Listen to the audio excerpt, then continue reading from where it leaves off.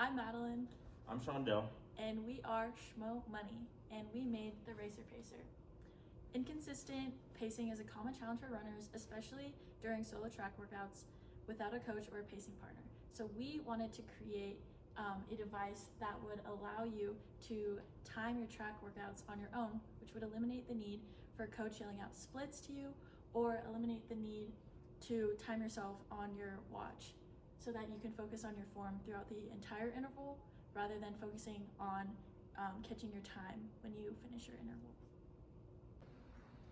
Now for our actual prototype, pole A and pole B, we have it starting with the IR remote and sensor, and we have the play button to start it and the up and down volumes to change pace. And we can see that on pole B, changing pace.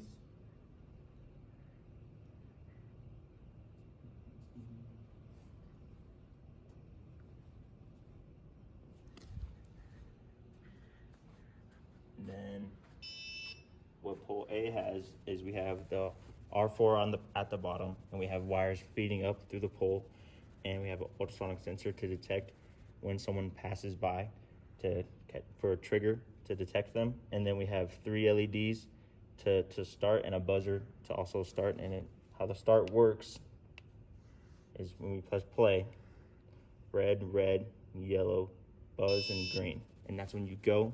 And when you cross, it detects. And you go to pole B and you cross and it detects. And you have LEDs at the front to indicate whether if you made pace or whether you were late. And the red, we were late, we were too slow. But it would be green if we were on pace. And then LCD at the top also displays your time to point A, time to point B, and then your total time. And then also has R4 at the bottom and all that jazz with the wires soldering all the way down. And this is our demo. Press play, countdown.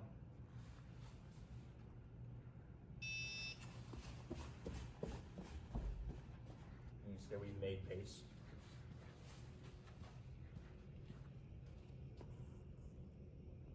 And this is the demo for not making pace.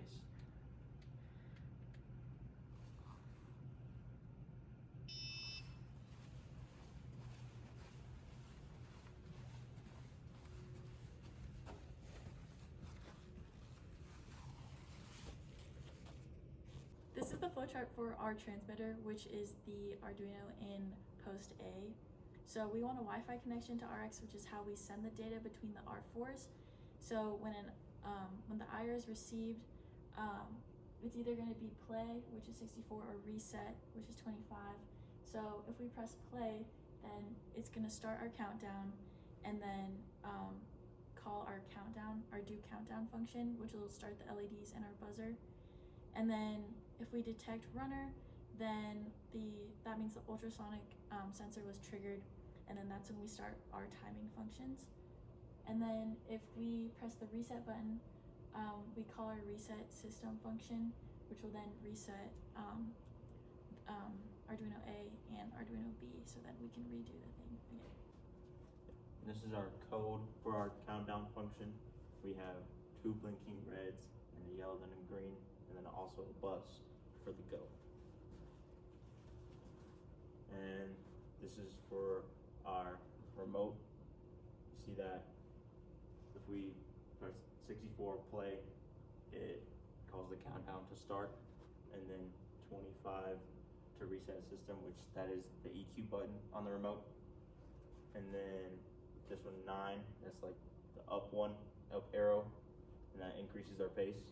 And then 7, the down arrow, that decrements our pace. Then our board reset system turns our values to false, so then we can rerun again. And then our detect runner has for loop for sending 3 pulses, trying to be like more accurate because the ultrasonic sensor doesn't always send all the time, so trying to just pick up triggers and then just to calculate distance, and then in that range.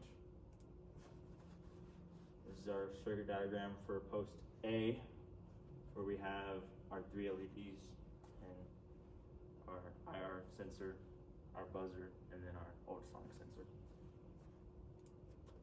So this is our flowchart for the receiver, which is post B. So we want our Wi-Fi connection between the 2 posts, and then to initialize our LCD and our pins. And then once we receive that data packet from A, if data.start B is true, then we start our millis timing for recording how long it takes to get to point B. And then if reset is true, then that's when we reset the system. And then if we have not received from A yet, then receive from A is true. And if receive from A and time B recorded is false, and we've detected the runner, then that's when we do all our calculations for how long it took to get from A to B. And then we will display the time it took to get to A, the time it took to get to B, and the total time on the LCD. And then this is our flag for starting the time at B. And yeah, since start and it starts at once, and then there's another if to like reset it, so it won't keep trying to start B. And yeah. And this is our detect runner, same as the pole A. And then board reset system resets a little bit more things because LCD and all the stuff from A.